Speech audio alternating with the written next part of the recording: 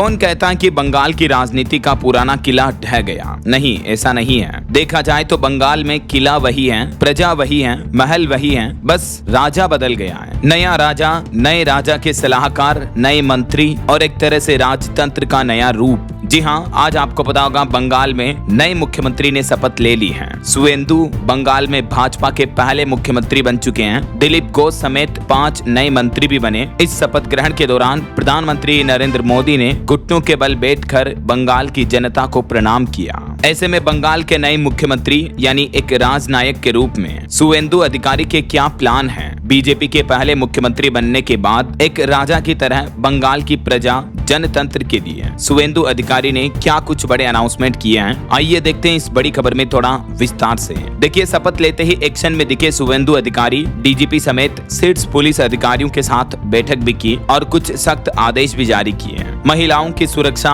मुस्लिमों को संदेश, सुवेंदु अधिकारी ने पहले ही क्लियर कर दिया बंगाल में अपना एक्शन प्लान। इस शपथ ग्रहण के दौरान उत्तर प्रदेश के मुख्यमंत्री योगी आदित्यनाथ ने भी खास तोहफा दिया। शपथ के तुरंत बाद सुवेंदु को पहनाया अपना भगवा गमछा। ऐसे में सवाल यह कि आखिर पश्चिम बंगाल में जो अब बीजेपी की नई सरकार बन चुकी है, तो क्या नरेंद्र मोदी की राजनीतिक छवि और मजबूत होगी? क्या सिर्फ छवि मजबूत होगी या बंगाल की जनता भी एक नए सूरज की किरण को जो अभी अच्छे भविष्य के रूप में देख रही है, वो अपने विश्वास उम्मीदों पर खरा उतर पाएंगी या नहीं? खैर, ये तो वक्त ही बताएगा। एक कंट्रोवर्सी तो आज ये देखने को मिली। सुवेंदु अधिकारी के शपथ लेते ही ममता बनर्जी ने अपना सोशल मीडिया प्रोफाइल तो बदल दिया, लेकिन बायो में उन्होंने पूर्व मुख्यमंत्री नहीं लिखा। उन्होंने पूर्व फॉर्मर सीएम शब्द लिखने से परहेज किया। यहाँ तक कि कई यूजर्स ने तो एक्स ट्विटर पर इलॉन मस्क को टैग करके भी मांग की कि उनका बायो बदल दिया जाए। कुछ लोगों ने उनका अकाउंट सस्पेंड करने की भी मांग की, लेकिन आखिरकार ममता बनर्जी ने अपने सोशल प्रोफाइल पर यह लिखा फिर कि chief minister of West Bengal 15th, 16th and 17th विधानसभा,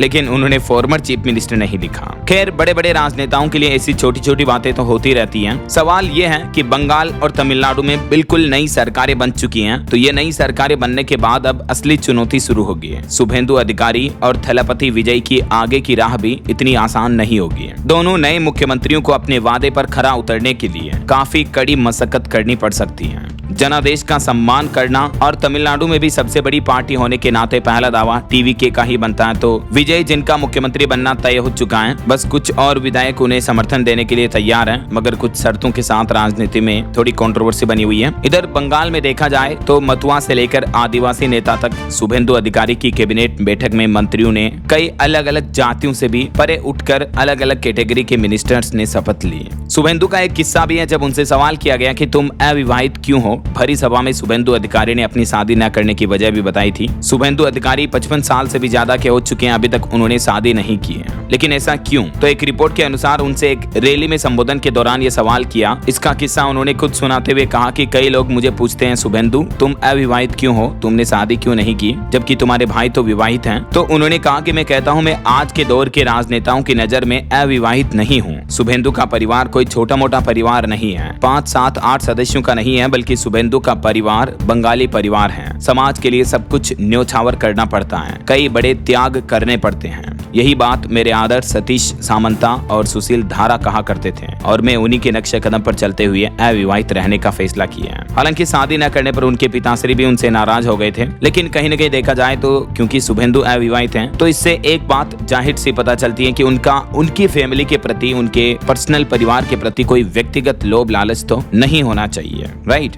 ऐसे में बंगाल में जो नई भाजपा सरकार बनी है, तो शुभेंदु अधिकारी के सामने 5 बड़ी चुनौतियां आने वाली है। वो कौन कौन सी चुनौतियां होगी, फिर उनका क्या एक्शन प्लान है, आइए देखते हैं। पहली चुनौती देखिए, बंगाल में अवैध घुसपैठ को रोकना, जिसका ऐलान भाजपा ने अपने चुनाव कैंपेन के दौरान इलेक्शन मैनिफेस्टो में भी किया था। क्योंकि बंगाल में कई अवैध बांग्लादेशी वगैरह रहते हैं, तो उनको बंगाल से कैसे निकाल फेंकना है। दूसरा, गौ तस्करी पर पूरी तरह से रोक लगाना। तीसरा, महिला सुरक्षा सुनिश्चित करना। चौथा, कानून व्यवस्था को मजबूत करना। और 5वां, सिंडिकेट कट मनी कल्चर पर लगाम लगाना। तो शुभेंदु सरकार के शपथ ग्रहण के साथ ही ये 5 बड़ी चुनौतियां तो सबसे पहले उन्हें निपटनी होगी। वैसे शुभेंदु अधिकारी के बारे में कुछ बायोग्राफिक डिटेल भी आप देख लीजिए। इनके पिता शिशिर अधिकारी भी कांथी सीट से सांसद रहे, पहले तृणमूल में और बाद में वो भी बीजेपी में शामिल हो गए थे। इनकी खासियत यह है कि टीएमसी और बीजेपी में रहने के कारण बंगाल की जमीनी राजनीति की गहरी समझ है इनको। बूथ लेवल तक संगठन खड़ा करने और कार्यकर्ताओं को एक्टिव रखने के लिए ये काफी मशहूर हैं। लंबे समय तक ममता के करीबी भी रहे हैं क्योंकि काफी टाइम टीएमसी में थे। ये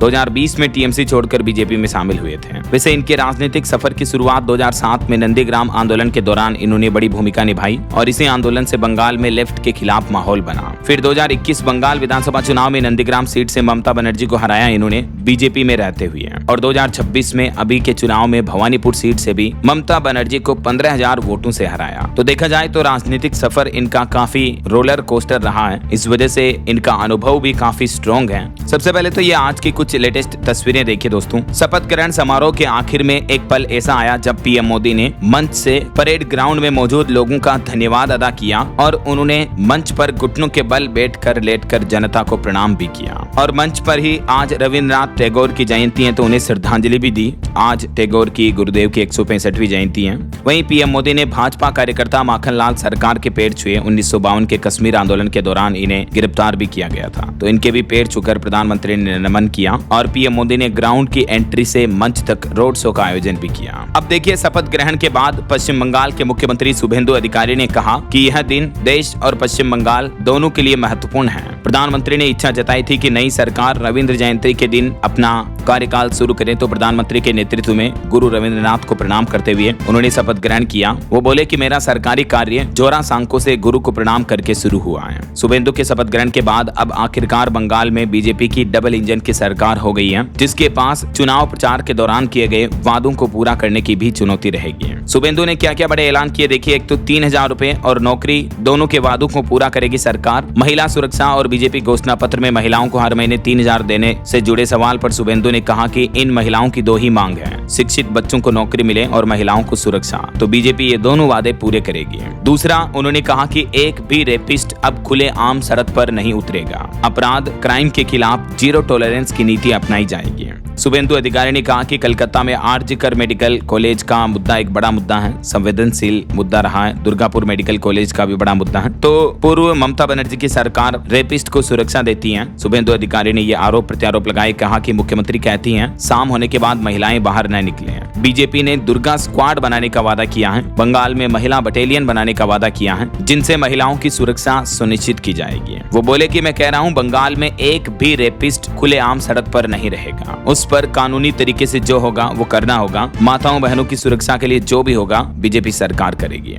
और मुस्लिमों के लिए उनका क्या संदेश है, तो इस सवाल पर भी उन्होंने कहा कि सबका साथ सबका विकास। हर भारतीय, चाहे हिंदू हो या मुसलमान, चाहे बीजेपी हो या टीएमसी का, हमारे लिए सब बराबर होंगे, सबके लिए एक समान कार्य करेंगे। तो ये शुरुआती संदेश काफी अच्छा संदेश, भाईचारा वाला संदेश रहा है। अब धीरे धीरे वक्त ही बताएगा कि आखिर शुभेंदु अधिकारी बंगाल को किस दिशा में आगे मोड़ते हैं।